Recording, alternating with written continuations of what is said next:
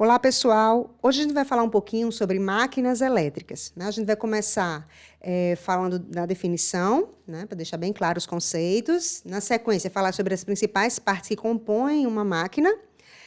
Falar sobre os principais tipos, né, de corrente contínua e corrente alternada, né, e finalizar com os conceitos básicos, né, que estão relacionados com o tratado de máquinas, né, rendimento, torque, o conceito de campo girante, né, e, consequentemente, de escorregamento. Bom, o que é uma máquina, né? Qual a diferença de máquina, motor, gerador? Na verdade, uma máquina, o conceito máquina é mais geral, tá? Dependendo do fluxo de energia, essa máquina ela pode operar como motor ou como gerador. Então, nada mais é do que motor e gerador, ambos são máquinas, tá? A diferença realmente, se a máquina está operando como motor ou como gerador, é somente no fluxo de energia, né? A gente diz o quê? O que seria uma máquina elétrica, né? A máquina é um dispositivo, né, elétrico rotativo, né, que é capaz de converter energia elétrica em energia mecânica, né? Então, se a gente tem esse fluxo de energia, a máquina está atuando como motor. Ou o contrário, né? Transformar energia mecânica em energia elétrica, né? Então, se é esse o fluxo de energia, então a máquina está operando como um gerador, né? O conceito realmente é bem simples entre máquina, motor e gerador. Em relação à estrutura, as principais partes que compõem uma máquina, né? Então, a gente tem aí um corte transversal, né, de um exemplo, né, onde a gente tem a carcaça da máquina, essa parte mais externa, né? Lembrem que, na verdade, ele é tipo um cilindro, né, oco, né? Então, essa parte da casca, digamos assim, aqui está aparecendo cortada, né, uma seção transversal, mas essa parte mais externa é o estator, né? Então, aqui a gente vai... Eu vou mostrar mais alguns detalhes mais na frente do estator, né? Aqui a gente vai ter umas ranhuras onde a gente vai colocar os enrolamentos aqui, né? As bobinas para gerar o campo do estator. A parte que gira, né? Que é esse cilindro aqui central, é justamente o que a gente chama de rotor, né? E esse espaço que fica entre o estator e o rotor, né, é o que a gente chama de entreferro, tá? Então, tem esse espaçozinho aqui, né, que realmente onde circulam aí os campos magnéticos, né, a interação entre rotor e estator, né, se dá através desse entreferro, né, e por fim, assim, para a gente sustentar esse eixo desse rotor, se vocês prestarem atenção, notem que o estator está sempre parado, né, na maioria das situações. E o rotor é a parte que gira. Então, note que esse eixo aqui ele não pode estar preso a nada, né, porque ele vai estar sempre girando. Esse eixo aqui é preso ao rotor, né, faz parte do rotor. Então, o que acontece? A gente tem de ter algum equipamento aqui, né, que é o que a gente chama de mancal ou rolamento, né, dependendo... enfim, do autor, de quem estiver falando, pode chamar mancal, chamar rolamento, mas é a mesma coisa. Então, normalmente, o mais comum, ele tem umas bolinhas aqui dentro embebidas em óleo, né, para melhorar um pouquinho a questão do atrito, né, mas ele dá suporte, né, a esse eixo do rotor para que o rotor possa girar livremente, né. Normalmente, por esse contato, por esse atrito, o mancal é alvo constante da manutenção de uma máquina, né? Então, imagine que isso aqui vai estar sempre girando, sempre em contato. Então, é muito comum a primeira coisa que dê problema numa máquina ser o mancal, né? Então, essas são as principais partes, né, mecânicas, né, que compõem aí uma máquina elétrica. Aí, se a gente dá uma olhadinha melhor no estator, né, como é que ele é construído, né? Primeiro, ele não é uma peça, essa peça que pode parecer, né, que é uma peça única, uma peça maciça, mas, na verdade, é como se eu fatiasse esse estator aqui, né, em cortes transversais, e eu tivesse fatias, né, onde tem cada disco dessa, cada fatia, né, eles são juntos nesse pacote aí para formar esse estator da forma como vocês estão vendo, mas entre as placas eles estão...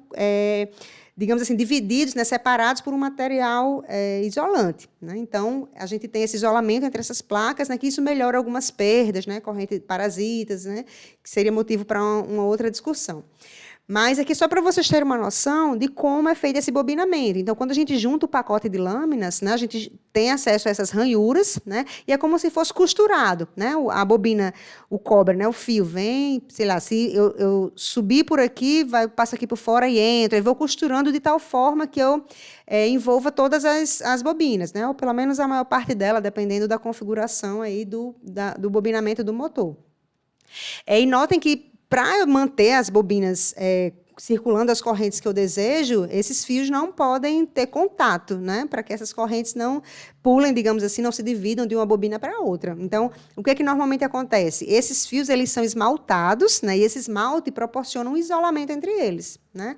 Então, a gente tem essa configuração, né? Que é a bobinagem, né? Digamos assim, da carcaça, do estator do motor. Se o rotor dele for bobinado, então é bem semelhante também. A gente também tem um pacote de lâminas com as ranhuras e também é feita essa costura aí do cobre, né? Para configurar as bobinas, para formar essas bobinas aí. Que as bobinas, né? Dependendo de como a gente circular essas correntes, fizer passar um campo através delas, a gente tem um funcionamento né? Como a gente quer, ou como motor, ou como gerador, né? E mesmo como motor, né? Dependendo do tipo de máquina, a gente tem algumas diferenças entre as configurações, mas, de uma maneira geral, esse é o bobinado, né? É a forma como é bobinado o estator de uma máquina. Bom, quais são os principais tipos de máquinas elétricas, né? Então, pelo tipo de alimentação, né? Na verdade, eu vou mostrar uma subdivisão para vocês, mas, dependendo do enfoque que eu der, eu posso ter uma outra, né? Então, aqui seria uma mais geral, mais básica para o que a gente está analisando, né? Vão ter algumas coisas que vão estar omitidas aqui, mas eu vou falar das características principais, né? Dos elementos principais aí. Bom, em relação à corrente, a corrente pode ser contínua ou alternada, né? Assim como a gente já estudou as duas, e ela pode ser pulsante também, tá? Que a gente, né, vou dar um exemplo de como seria essa corrente pulsante. Mas começando pela corrente contínua, né? Dependendo de como a excitação do campo magnético, né? Vocês vão entender um pouquinho melhor sobre isso nos próximos vídeos, tá? Mas dependendo de como essa excitação do campo é feita, eu tenho o tipo de máquina, né? O tipo de máquina de corrente contínua. Eu não quis colocar aqui para não adiantar muita informação, mas nos vídeos vocês vão perceber, vão entender melhor essa diferença, tá? Então, eu tenho basicamente 4 tipos de configurações, dependendo de como eu fizer a ligação dessas bobinas, né, para o campo de excitação da máquina, tá? Bom, a corrente pulsante, né? Eu imagino que todos já devem ter ouvido falar, né, do motor de passo, né? Então, imagine que eu não quero alimentar um motor nem com corrente contínua, nem com corrente alternada, ou seja, eu não quero que ele fique girando direto. Eu quero que eu dê um sinalzinho lá de tensão, né, um pulso, e ele gire tantos graus, né? Então, o motor de passo faz muito bem isso, né? E tem muita aplicação, né, principalmente na robótica, né? É um funcionamento bem interessante. Já as máquinas de corrente alternada, né, elas podem ser síncronas ou assíncronas, tá? Então, vocês vão entender um pouquinho melhor qual a diferença entre elas quando eu falar para vocês de campo girante, tá? De escorregamento. Então, vocês vão entender um pouquinho melhor dessa diferença, né? Por enquanto, vamos nos atentar, né, a ser máquina síncrona ou máquina assíncrona. Na máquina síncrona, né, a gente vai vou passar para vocês dois tipos de máquinas, tá? Mas ainda tem também mais alguns modelos, mas esses aqui são os principais, né? Que seria a máquina de relutância e a máquina de ímã permanente, tá? Isso depende de como um dos campos é gerado, né? Então, o campo do rotor, por exemplo, aqui, ao invés de ser gerado por um bobinado ou por indução, ele é gerado através de ímãs, né?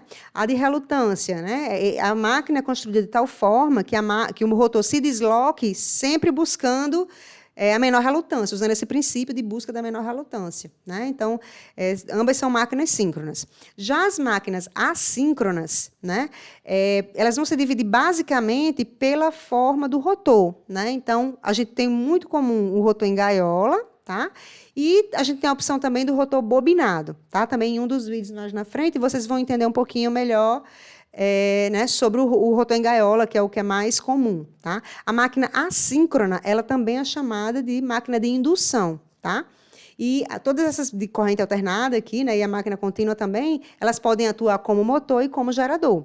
E no caso das alternadas, né, então a gente ainda tem também a opção dela ser monofásica ou dela ser trifásica, tá? Então tem essas características aí, né, essas subdivisões aí que eu considero para as máquinas elétricas. Bom, falando um pouquinho de alguns conceitos básicos que permeiam aí os assuntos relacionados a máquinas elétricas, tá? O primeiro deles que eu vou trazer é o rendimento, né?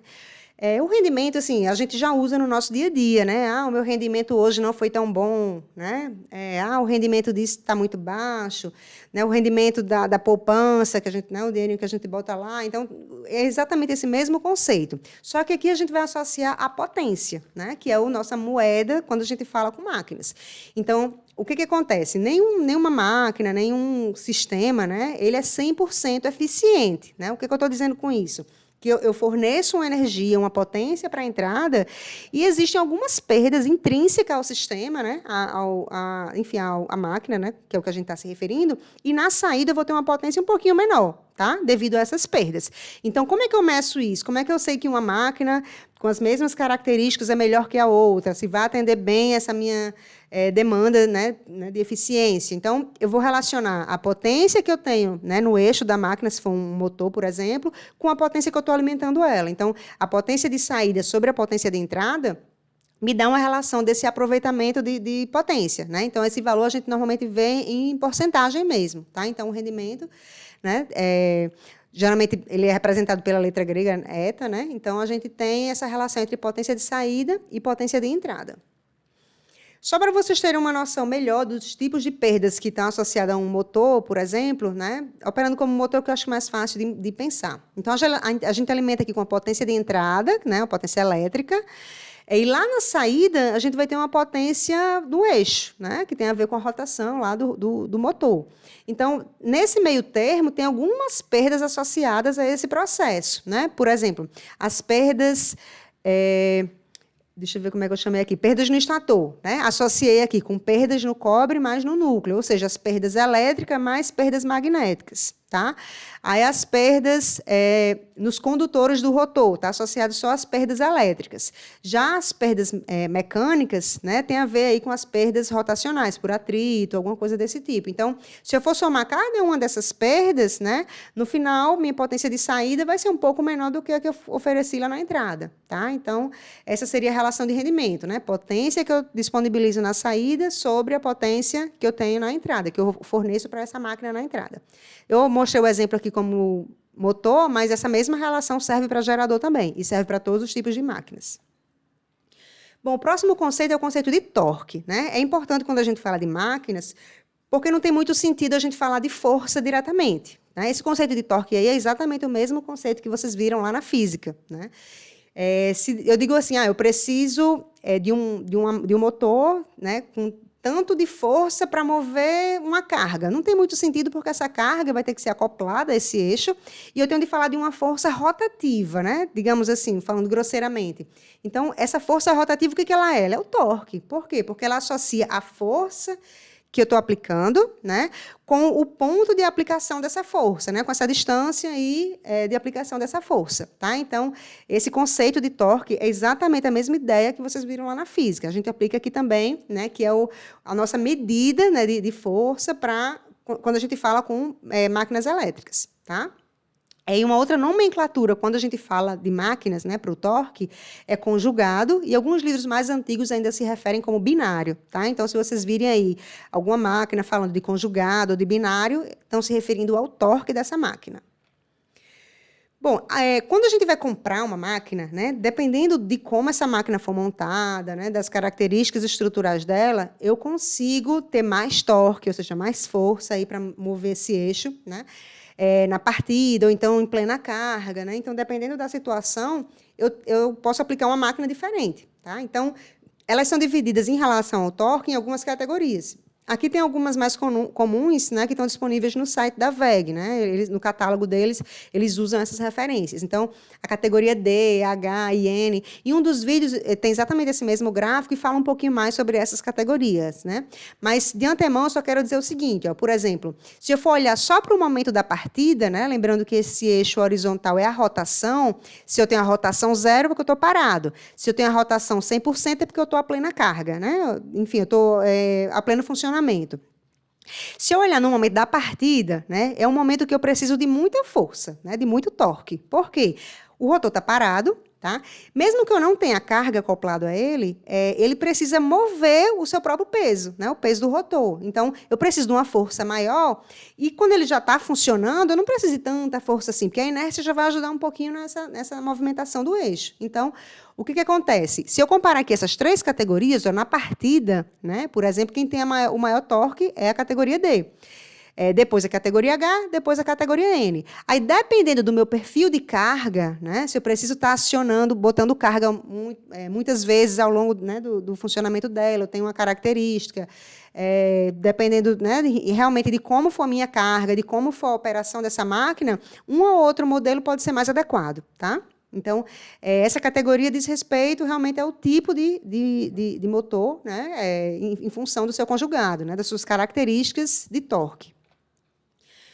Bom, e o campo girante, tá? É por causa dele que a máquina, pelo menos no caso trifásico, ela gira sozinha, tá? Então, o que acontece, né? Vamos partir do ponto, para a gente entender o campo girante, que a gente está alimentando a máquina com correntes e tensões equilibradas, ou seja, mesma amplitude, mesma frequência e defasados igualmente entre si, né? 120 graus, tá?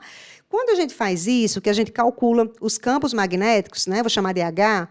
Se olha o campo magnético de uma fase, a fase A, o campo magnético da fase B e o campo magnético da fase C, eu vou ter essa característica, tá? Eu vou ter uma amplitude, tá? Em função dessas tensões, correntes, características da máquina, e vou ter justamente essas fases aqui, né? Esses argumentos aqui para esses senos e cossenos, defasados 120 graus entre si, já que a gente está alimentando com um sistema equilibrado, né? E nas 3 fases eu vou ter sempre o mesmo módulo desse campo magnético, tá?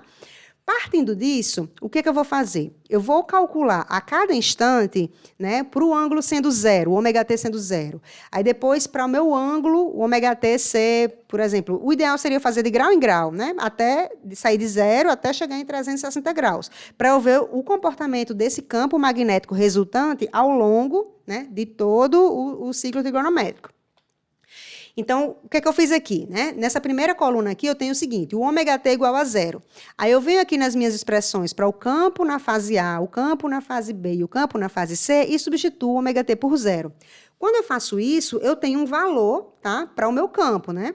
Lembrando sempre que o HM é o mesmo para as 3 fases, porque, enfim, a gente está considerando o sistema equilibrado. Quando eu faço isso, o seno de 0, aqui vai dar 0, aí o HB, o resultado do seno de 60 menos 120, vai dar menos raiz de 3 sobre 2, o valor máximo, né, do campo. Na fase C, vai dar mais raiz de 3 sobre 2, o valor máximo do campo, tá? Como eu falei, o ideal seria fazer isso para todos os graus, né? Se eu for fazer computacionalmente, eu variaria esse ômega-t de grau em grau, mas só para a gente ter uma noção. Ao longo do ciclo trigonométrico, eu peguei alguns pontos chaves, né? Ômega-t igual a 0, ômega-t igual a 60 graus, 120, 180, 240 e 300 graus, tá? O 360 se repete, né, a mesma situação do 0. Então, aí o que eu vou fazer? Eu vou plotar. Quando o ângulo for 0, tá, na minha referência, eu vou botar uns vetores proporcionais a esses comprimentos aqui. Mesma coisa para 60, né? E assim vou repetir para todos os ângulos aqui. Então, o que acontece? Quando eu tenho um ômega-t igual a 0, lembra que da fase A deu 0, então nem está representado aqui. Da fase B, deu menos raiz de 3 sobre 2. Como o eixo B é positivo para cá, então menos quer dizer que está aqui para baixo. E da fase C, deu raiz de 3 sobre 2, positivo mesmo. Então, está no mesmo sentido, no sentido positivo do eixo C. Quando eu faço a soma do campo resultante, eu vou ter esse em vermelho aqui, que eu vou chamar de H resultante, tá? O campo magnético resultante. Bom, repito tudo para todas as situações que eu fiz, para todos os ângulos, né? O ômega-t igual a 60 graus, aí vem aqui que o da fase C, que é 0, tá? Da fase A deu raiz de 3 sobre 2, da fase B deu menos raiz de 3 sobre 2, tá? Então, o resultado já vai estar aqui. Então, notem, quando eu vou fazer isso ao longo do eixo do círculo trigonométrico, né, eu vou aumentando aqui o grau, ó, de 0, 60, 120, 180, 240 e 300. Notem que o meu campo resultante está girando, ó. Ele está aqui embaixo, agora está para cá, agora está para cá, agora está para cima, agora está para cá. Agora, não sei se vocês percebem, mas ele está realmente girando, né? Então, essa é uma das razões pela qual a máquina trifásica, né, lembrando que aqui a gente está mostrando a alimentação trifásica, nesse caso trifásico, quando a gente alimenta o motor, o eixo está parado ainda, a gente alimenta essa máquina, o campo girante ele já começa a funcionar. Tá? Então, ele que é responsável por arrastar o rotor. Né? Então, é induzido no rotor né, as correntes, as tensões, então, com isso, né, surge um campo magnético no rotor, e esse campo do rotor ele tende a seguir, né, esse campo girante. Tá? E qual é a velocidade com que esse campo girante aqui ele gira? Né? Então, é o que a gente chama de velocidade síncrona. Tá? Como é que a gente calcula ela? É 120 vezes a frequência da alimentação da tensão, dividido por P, que é o número de polos. Tá? Então, essa questão de polos, a gente realmente não vai ter como se aprofundar para eu explicar para vocês nessa aula, né? Mas seria uma coisa adicional para vocês se aprofundarem se tiverem interesse a respeito de máquinas, né? Que seria o número de polos de uma máquina, como é que é definido, qual a influência dela né, no funcionamento da máquina. Tá? Mas o importante é a gente, por enquanto, ver que a velocidade desse campo girante, que é a velocidade síncrona, ela é dada por 120 frequências sobre o número de polos. Tá? Aí, o que influencia isso? Né? O que eu estou dizendo? Então, a velocidade síncrona ela vai depender do número de polos, obviamente. Né? A frequência ela é mais constante, porque, por exemplo, para o Brasil, ela, em todo o território, vai ser 60 Hz. Né? Então, se eu tenho uma máquina com 2 polos, né, isso depende de como as bobinas estão dispostas no estator. Né? Depende de como eu faço aquela costura lá. Eu posso formar 2 polos, né, ou seja, um polo norte e um polo sul, ou posso formar 4 polos, 2 polos norte e 2 polos sul, ou 6, ou 8, ou 32. Né? Enfim, a gente tem como, dependendo da distribuição das bobinas, né, a gente ter essa quantidade de polos aqui que a gente desejar. E essa quantidade de polos vai influenciar na velocidade de rotação desse campo girante. Tá? A gente, né, depois de 2, a gente passa a ter uma diferença entre o que a gente chama de graus elétricos e graus mecânicos. Né? Quando a gente, nesse caso aqui de 2 polos, quando a gente varre 120 graus na máquina, a gente varre 120 graus... 360 graus na máquina, a gente varre 360 graus elétricos, ou seja, a gente percorre um ciclo do sinal, né, elétrico. E essa relação não se mantém para os outros números de pares de polo. Tá? Bom, enfim, na verdade, assim, a relação, por enquanto, que a gente precisa saber é que a velocidade síncrona é dada por 120 F sobre P. Tá? Bom, isso já faz com que a gente tenha um outro conceito aí, tá? Que é o conceito de escorregamento. E o que é esse escorregamento? É porque é o seguinte, o campo girante, né, que gira na velocidade síncrona, ω/s, né, ele é o campo, ou seja, é a grandeza elétrica, né, da máquina, a alimentação, as correntes que a gente está impondo, vai fazer com que esse campo girante gire a essa velocidade. Só que o rotor, ele não gira, ou pelo menos, né, em algumas máquinas, ele não gira nessa velocidade do campo girante. Tá? Como é o caso da máquina de indução, né, a máquina assíncrona. Então, o que acontece? Tem uma diferença aí da velocidade do campo girante para a velocidade do rotor. Tá? E isso é extremamente importante nessa máquina de indução, que é a máquina assíncrona, né? Porque é justamente essa diferença que faz com que seja induzido no rotor as correntes e, consequentemente, o campo magnético. Tá? Isso é característica desse tipo de máquina. Num vídeo mais na frente, vocês vão ver um pouquinho melhor como é que funciona isso, tá? Para o rotor em gaiola. Então, se por um acaso uma máquina assíncrona, uma máquina de indução, eu tenho o rotor girando na mesma velocidade do campo girante, ou seja, a velocidade relativa entre os dois ser 0, né? Aí as linhas de campo do campo girante não vão cortar o rotor. Então, não há indução de tensão de corrente, né, no rotor. Ou seja, a máquina não vai girar. Então, isso é uma característica da máquina de indução. Tá? Mas... esse escorregamento, né, de qualquer forma, dá uma ideia dessa diferença de velocidade. Então, na máquina de indução, eu preciso ter essa diferença de velocidade, né? Não é de posição, é de velocidade entre o campo, né, o campo girante, tá? A velocidade do campo girante, né, a velocidade síncrona, com a velocidade do rotor. Eu tenho sempre uma diferença aqui. Tá? Então, a velocidade relativa aqui, né, vai ser dada pelo escorregamento. É uma grandeza adimensional, né, ela é dada um número entre 0 e 1, né, que dá essa ideia, né, do quanto o campo girante tem uma velocidade diferente da velocidade física do rotor, certo? Aí, para a gente analisar um pouquinho, né, Na partida, né? Ou seja, na partida a máquina está parada, o rotor está parado. Aí vamos pensar num motor, acho sempre mais fácil de imaginar como motor. Aí o motor está parado, eu vou e alimento, ou seja, vou botar a tensão e corrente lá nos enrolamentos, né, do estator, na carcaça dele. Aí, assim que eu alimento com essa tensão, essas correntes, o campo girante já vai começar a funcionar, ele já vai começar, né, a girar.